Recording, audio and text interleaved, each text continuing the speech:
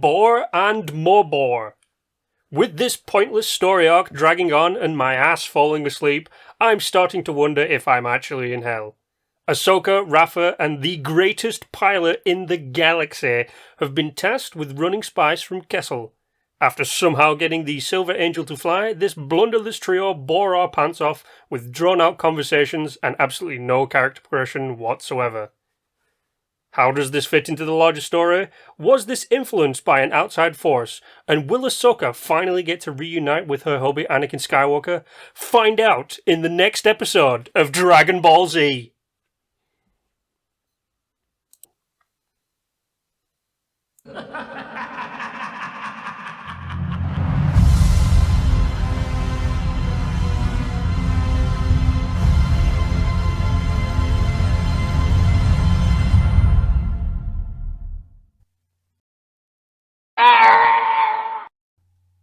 Hello, everybody, and welcome to episode 8 of the Chosen One Star Wars podcast. Today, we are going to be reviewing the Clone Wars Season 7, Episode 6, Deal or No Deal.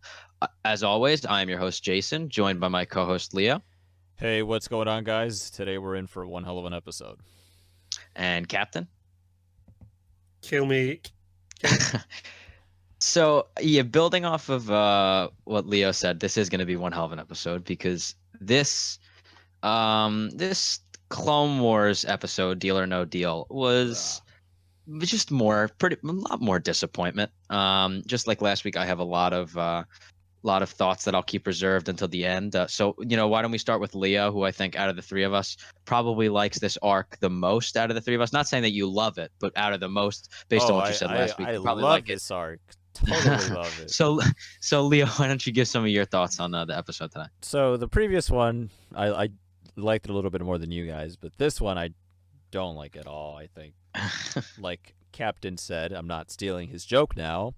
It's a side story. It's a side quest. It's not really that integral to the part of the story, in my opinion. You're entitled to yours as well. Yeah, she built a ship. That's cool. The stupidity though when they're in the hyperspace and she decides to drop all the spice. Like, come on now. Yeah, I mean, it's like you're gonna go see some mafiosos, right? And you're dumping the only bargaining chip you have, or you could have at least taken that back to the king who gave it to you, the crooked ass king. Now you're just like, oh well, oops, I don't have anything to bargain with. I guess we give him the ship, right? That's what her sister was saying, but. Then then she was just like, nobody's taking my shit. Yeah, and then the solo Star Wars story-esque little trick at the end where the canisters were empty and they fly away. I thought they would have gotten a little bit more farther because I thought she was gonna just like. Oh man, you have no idea what I wanted to happen in this episode. I can't. I just want to. I was just thinking of the girl's name, and that's how forgettable this arc is. That I forgot that her name was Trace for like the first half of the for the whole time. And Rafa, Trace and Rafa, but I just couldn't think of Trace. I thought her name was like Trish or something. Just add R to the end of it. I think was it Captain? You said it before. Tracer. Tracer. That's how I remember it. All right. So, Leo, do you have any more thoughts before we move on to what Captain thought? No, not really. I mean.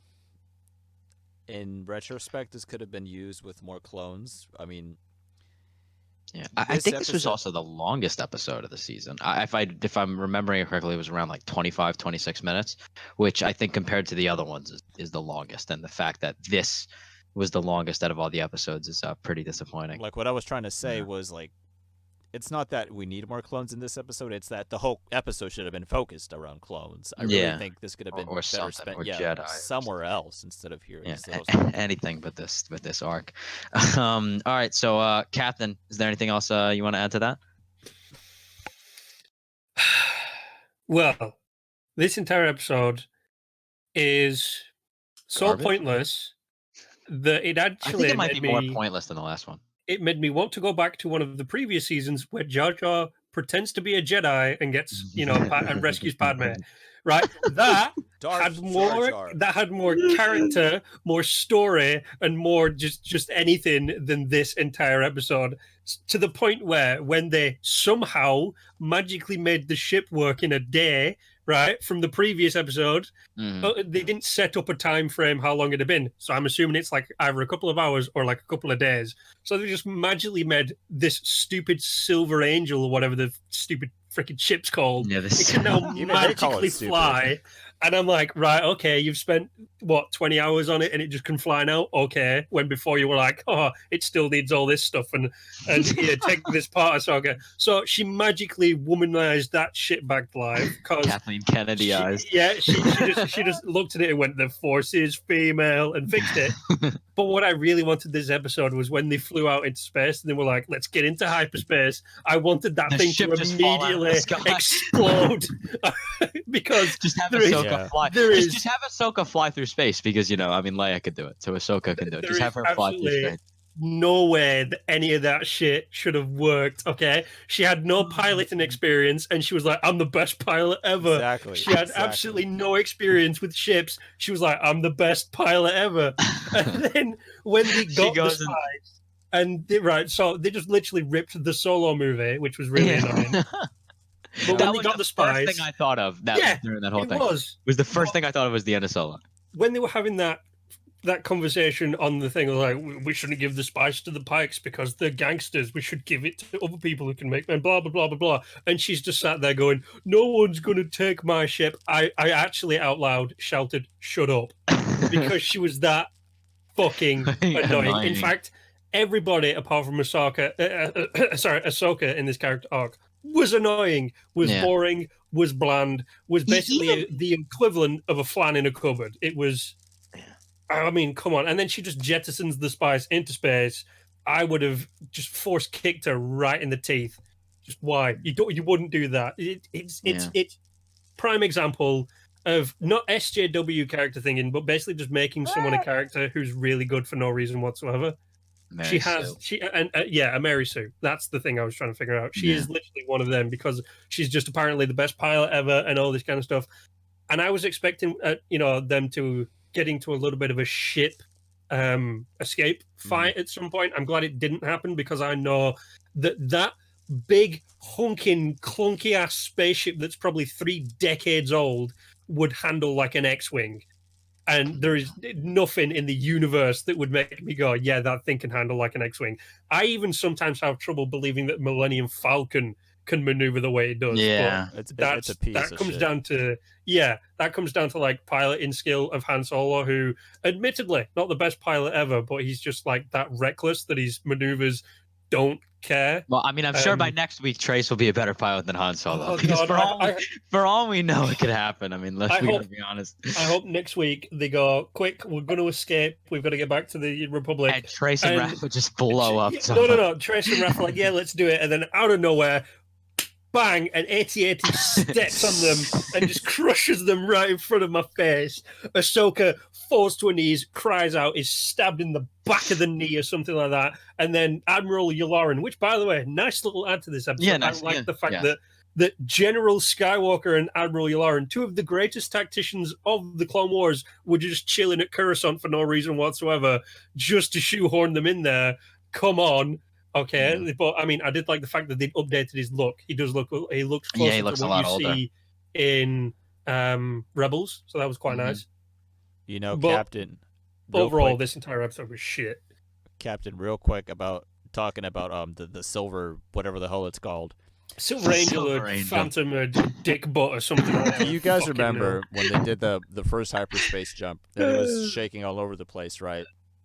And then she goes, I forgot to turn off the air brakes. I'm like, bro, wouldn't that just decimate the entire ship as soon as you make that jump? Like, right. There is obviously a joke in there about women drivers. Okay, there's obviously a joke in there about certain people can't drive as good as certain people, which is not true because I've actually met 3 rally drivers that are women, and they drive far better than any man that I've come across. But that's probably because they're rally drivers and paid much attention to how to drive. But the whole thing of I left the air brake on. You left the air brake on for like 20 minutes. Your ship should not. Exactly. Your ship shouldn't function in the first place. Should fall out of the void or something. It should have. It should have just. Yeah, it should have gone into hyperspace as soon as it hit that threshold. just been obliterated into a bajillion pieces. All you see is that stupid front perm, whatever thing that Trace has. That's the only thing that remains of her. The only thing that remains of Ahsoka's a weird crown, and the only thing that remains of her stupid, arrogant, self-centered bastard sister who takes everyone for granted, which is not a character you want as a main character on the good side. That's a bad guy character, so I don't know why. She's like in the middle at the minute, but I bet she's going to be good at some point. That is not a person that you want existing in anything. And the only thing that would exist of her after that hyperspace jump would be her necklace. Now, all right, I'll just give some of my thoughts here. I mean, you guys covered mainly the plot thing, so I'm just going to talk really about general criticisms I have within this arc and the characters. I just feel like this whole arc is completely pointless, and we've been waiting for years to see, like Ahsoka back, like in the form of the Clone Wars, the original Clone Wars animation. Obviously, we saw her in Rebels, and now we're even going to get hopefully a live action version of her in Mandalorian season 2. It's still not like officially confirmed, but there's been very strong rumors from reliable sources. But to welcome Ahsoka back into the Clone Wars, this is just the worst possible way they could have gone with it. I mean, you could have done anything else. You just said you could have thinking. Are you turning into Jar Jar? Me said that. Yeah, you could have anything else that would have worked better than this, because you bring in two characters who we've never met before, and who through 2 episodes we have no real backstory, no real information on their significance to everything else, other than that they're literally just there to somehow take Ahsoka from being just exploring around Coruscant and then having her speeder break to somehow getting back to Anakin, because that happens. The thing that I hate the most about this arc, though, is, as much as I don't like the characters and as much as I just think the plot is completely stupid and pointless, is that the fact that this arc proves that we're definitely going to get another episode of this arc next week on Friday. So if that is the end of the arc, then thank God, because then we have episodes 8, 9, 10, 11, 12. We have 5 episodes to work with. I mean, I don't know how they're going to fit all this in, because we got to get the Siege of Mandalore and Order 66 in. So you're going to need at least 5 episodes. If they stretch this out to a 4-episode arc, and Ahsoka doesn't go back to Anakin till like the end of episode 8 or something, and then we're only left with a few episodes at the end, I mean, that I just think will be a completely missed opportunity. Throughout the Star Wars community as a whole, I feel like a lot of people aren't really liking this arc and think it's a waste. Then of course you have the Disney Star Wars lovers that will love anything that comes out of that Disney releases. Disney. Yeah, that Disney releases. I mean, I will be completely honest. I mean, I love anything really that's Star Wars for it being Star Wars. I still like, I mean, I don't like this arc, but I still think season 7 as a whole is very successful at the moment. Even, I'm not trying to rip on the people who like the Disney Star Wars, because I like a lot of the stuff that they've done too. It's just that, like, we can't be worshiping them like people are saying with this arc. I mean, it really just has no meaning. I just think it's basically thrown in there to be another, like, oh, here's some random character that just popped out of nowhere, feel sorry for them, right? That's a Trace because of how her sister treats her. And then you just have this sister dynamic between Trace and Rafa that, like, we don't care about.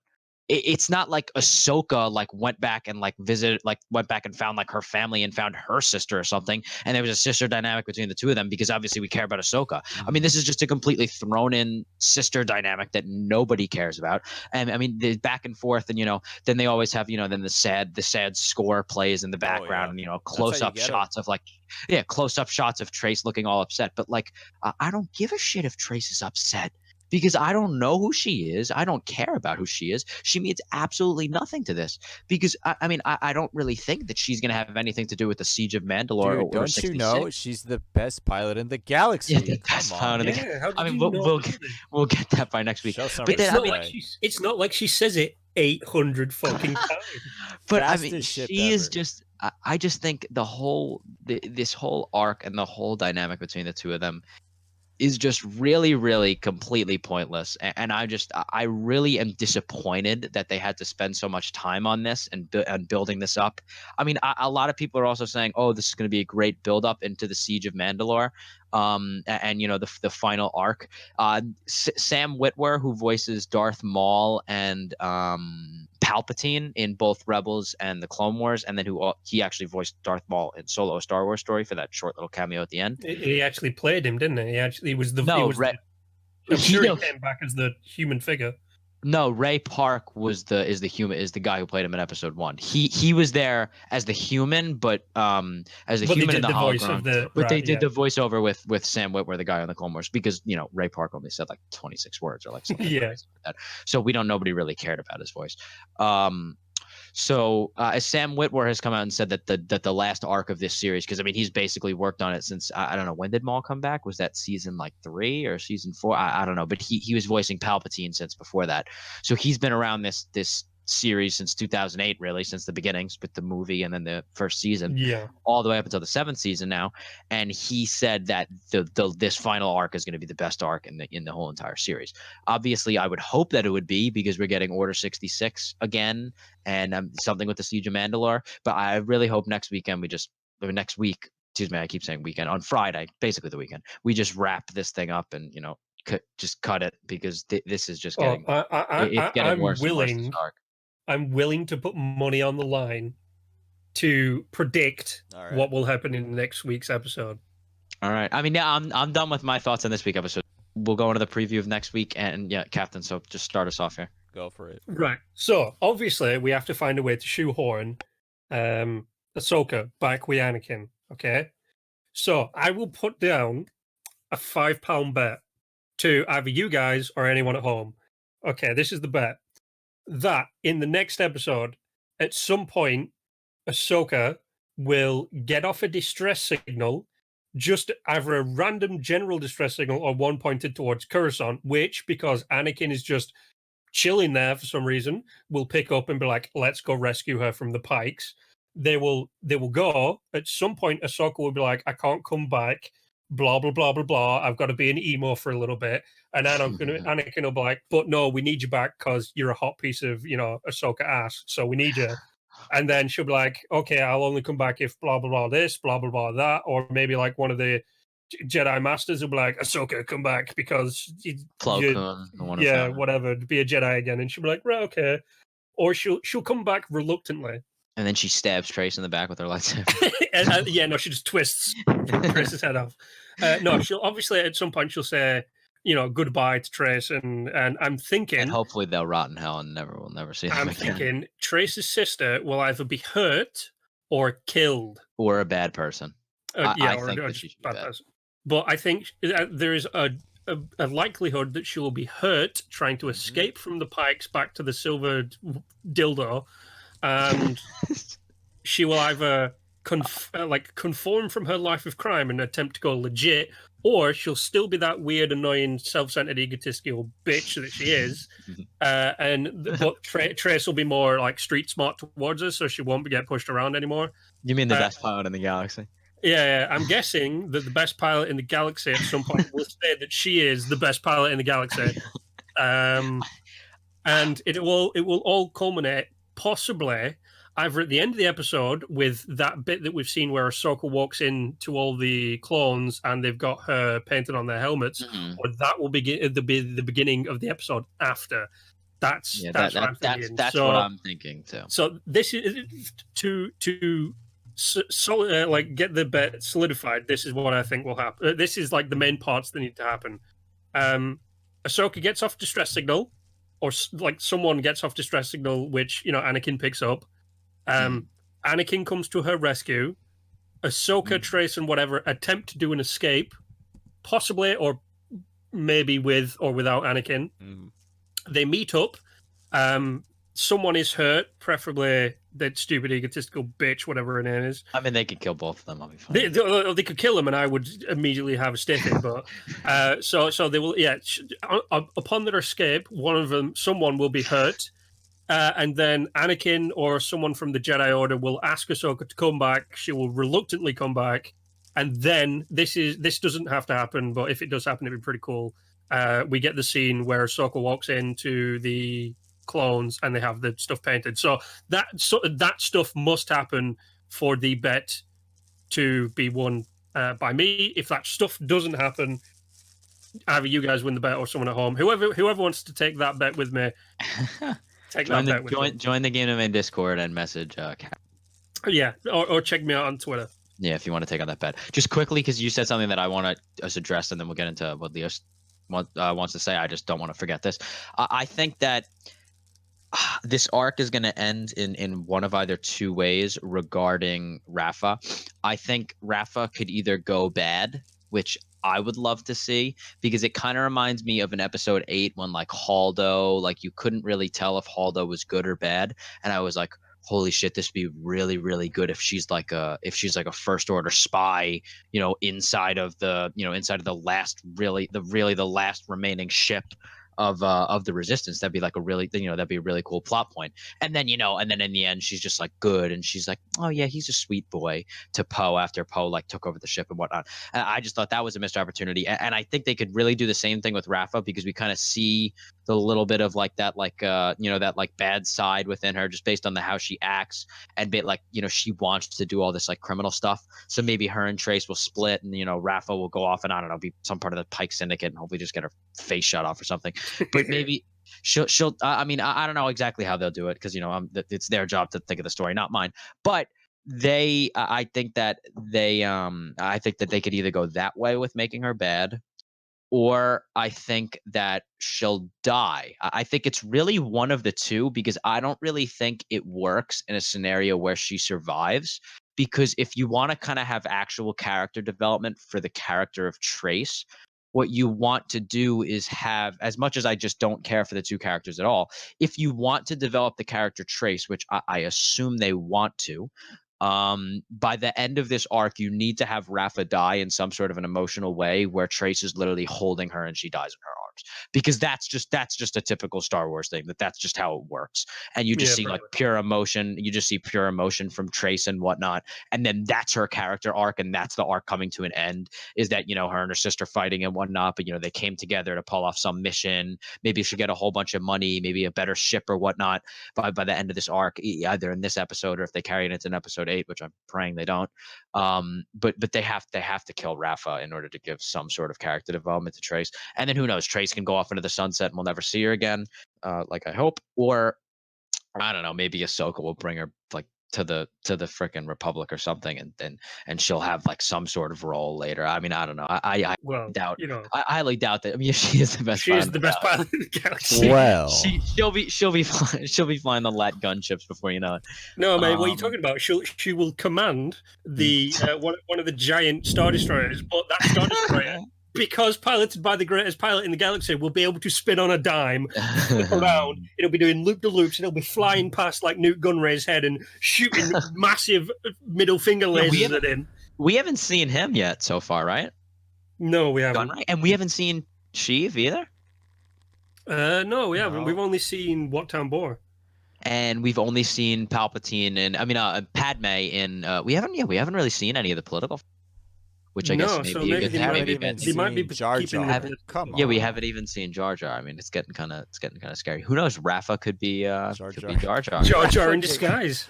Jar Jar in disguise. That's the big plot point here. Yeah, but yeah, I mean, basically that what I expect is for her to either go bad or for her to die, because I think if you have her survive and Trace survive and they kind of just walk off, then I think it just makes the arc more pointless, because you just don't have any attachment to that characters. I mean, if they kill her, it gives you some sense of like, oh, okay, the arc had some sort of meaning. We got this new character Trace, the character development, her sister, we saw a dynamic between them, and then they died and whatnot, and Ahsoka's comforting Trace. But I mean, if they don't kill her or make her bad, which I mean, I don't really even know how they would go about making her bad, but they got to do something. They got to do one of the two. They can't really have her. Jason, you know what I think is going to happen? What? Exactly what you guys have been saying for the last 10 minutes. Exactly. I have nothing else to say. Either one of them dies, or one of them turns evil, and it's like, oh, you'll always be my sister, but we're on the other side of the law now, so screw you, ha ha ha. Oh, I gotta be a better person now. Oh, my character development, insert here. That's all I gotta say. Forces female. Yeah, but no, we could be. I don't already know. have We already have Tracer's character development. She is the greatest pilot in the galaxy. She's gonna. I mean, no, but it's kind of the similar thing to like a lot of female characters that we've been getting in these newer Disney stuff, where it's like they're kind of thrown in, and they just they immediately have like this like massive impact, and they're like a big character that we don't even care about or know about.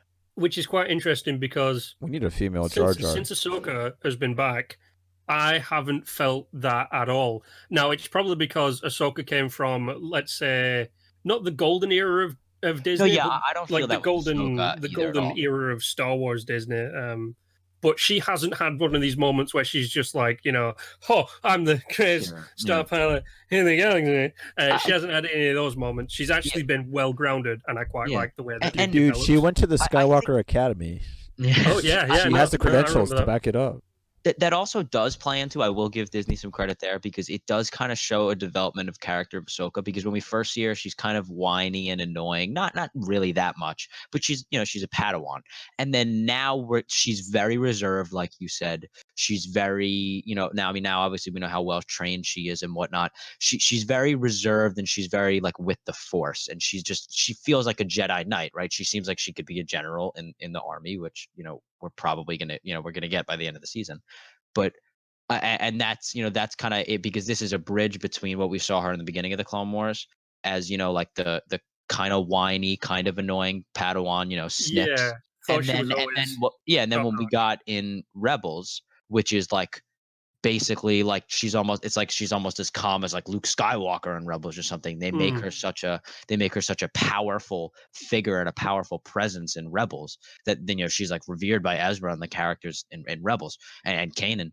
So I think that this is kind of the bridge, and it's just showing her maturity, and then obviously we'll see where that plays in when she gets back to the Order. Which the Order that betrayed her and left her because of Barriss Offee, or Offrey, however you pronounce it. But Barriss coffee in you. Yeah. But so I think for the Clone Wars side of things, that's all we really have to cover for today. Is there anything else you guys want to touch on before we move on? Yeah, just one quick thing. I want to see a female Jar Jar. That's we've already seen one in episode 1. A female Gungan? Bring it again. Yeah, when Jar Jar turns up and everyone's like, "Oh, what's going on over there?" and stuff, and because he walks in with Liam Neeson and and what's his face, Obi-Wan. There, Ewan McGregor. There we go. There's like one or two of them in the front, like whispering with their husbands or boyfriends, or whatever, and then whatever his name is, General Dude turns up and he's like, "Oh, Jar Jar, you son don't come here anymore," and then. Yeah. But I mean, as a main side character. Oh, that'll never happen. Oh, wait. I'm pretty sure it did happen in one of the previous episodes because in the one that's inspired by early science fiction cliche movies from black and white movies with the Doctor who's on Naboo, and he's gonna build that virus, and he's got that little robot that tries blowing up, and Padme's there, and it's the one where Anakin gets captured by Count Dooku when he goes after him. Are you guys remembering this at all? Yes. Vaguely. Yes. In that one, there is a farmer Gungan who is a woman who rides around on those weird giant tick-looking things. I don't even remember that at all. And then at the end of the episode, I think it's like a 2-arc episode, and I can't remember what it's called, but it's got that mad scientist doctor in it who's trying to build a plague bomb. That goes off. Ahsoka and Padme get trapped in the facility. Oh, okay. I think. Oh, yeah, okay. you remember it now. Yeah, in that one, there is a female Jar Jar who is a farmer, and she like defeats the guy at the end because she apparently could do like Taekwondo or something with her staff. All of the freaking Jar Jars are Siths, man. You gotta get that through your head. You gotta pay attention to them. You gotta be careful. Because they'll betray you real quick. Yeah, they are the key to all this. Yeah, that's it. It's Dr. Nuvo Vinde. He's like a stereotypical, really thin, kind of looks like Kaminoan, but he speaks with a German accent. In the Blue Shadow Virus episode. Oh, which is... I'll have to look that up because I don't remember that. Season 1, episode 17. Ah. I just looked it up right now. Oh, all right. Yeah, so I guess that covers everything on the Clone Wars side of things. Now, before we wrap up here, next week on April 20th, I believe. Hopefully no delays because of everything that's everything that's going on. We're not allowed to say it, but we're getting Lego Star Wars: The Skywalker Saga. Mm-hmm. Hope on April 20th. I think it's being released on Xbox One, PlayStation 4, Nintendo Switch, probably. I don't know about PC, but definitely those three. I'm sure they'll make a mobile version at some point too. But I mean, the Lego Star Wars: The Complete Saga was one of my favorite games ever growing up.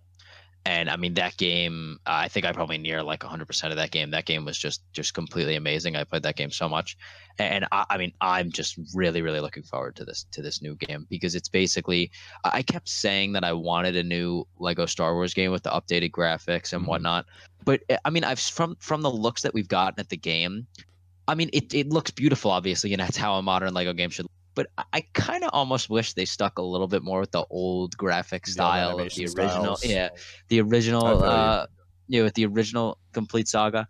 But I mean, obviously, it's a new game. We can still go back and play the Complete Saga. I believe it's on the App Store, and I think you can just pay a couple bucks and you get the full game unlocked. So you can just play it on your phone and whatnot. You don't even have to load it up on a console. My concern as a purist is, can we have a grunt only mode like the good old days? No, it's you do the entire campaign as the Gonk droid. Yeah. That's right. I wonder if the Gonk droids return. I mean, I'd assume the Gonk. I'd hope that all the returning characters. I also hope that the little I mean, I don't even know what you would call it. I mean, the like the area that you sit in, like, before you go into like a little cantina. But the cantina. I'm just trying to think of what you would call that in like gaming terms. But I don't know, whatever the little loading. Yeah, the hub, whatever, the central hub or whatever. I hope that it's the cantina again, with the little cantina band. The guy at the bar who you can purchase all the other figures from, and then the BAFTA, and then the BAFTA tanks where you can customize your character with everybody.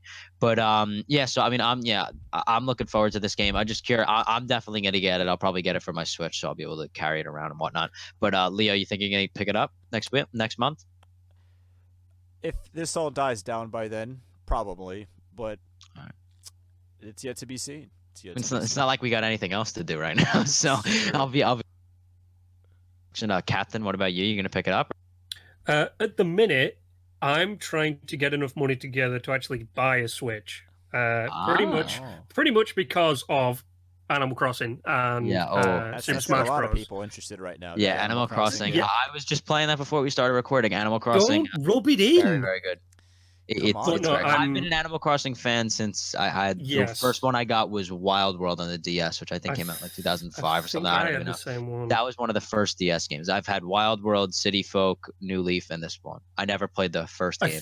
I only had the one you just mentioned, a New Leaf. New Leaf. Yeah, New Leaf is the one on the 3DS.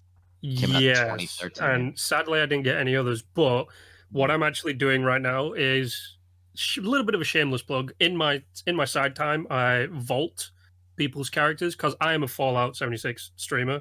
Sorry, not streamer, YouTuber. There we go, get that right. And in my side time, shout out for Captain right here. Yeah, shout out rather. Go find me on YouTube. He's working on a Fallout documentary for the channel. Just indeed, I am. But in like, people will send me a picture of their character, and I will then take that character and like make it in the style of the Vault Boy or the Vault Girl, depending on their gender. And I'm using that to make money so I can get because at the minute there's no work on. So go hit up Beardy. Make sure that he gets enough money so he can buy. So it's going to a good cause, which is the Switch. And Animal Crossing. A worthy cause, my friends. And of course, Animal Crossing is a great. I mean, I know we're kind of getting off topic here, but most of you guys watching, I mean, this is a gaming channel that we're uploading this on. Most of you guys are probably gamers too. But I mean, I think New Horizons, the thing that I love about really the whole Animal Crossing series is that it's just like you can. Like, they designed it specifically so that you can play for a couple months straight, just playing like 30 minutes or an hour each day and not getting bored of it. Because every time you log on, every single day, there's like new stuff to do. You got to go pick all the fruit and sell it. And then there's new stuff in the shop. There's new stuff in the clothes store. There's new stuff for you to do with like Tom Nook, who's, now like a corrupt, corporate Wall Street billionaire guy for the past 2 games, like putting you like thousands of bells in debt. But like, there's always things for you to do, and that's just an amazing thing about the Animal Crossing game. And I'm probably gonna go play some more of it once we are done recording. Rub it in.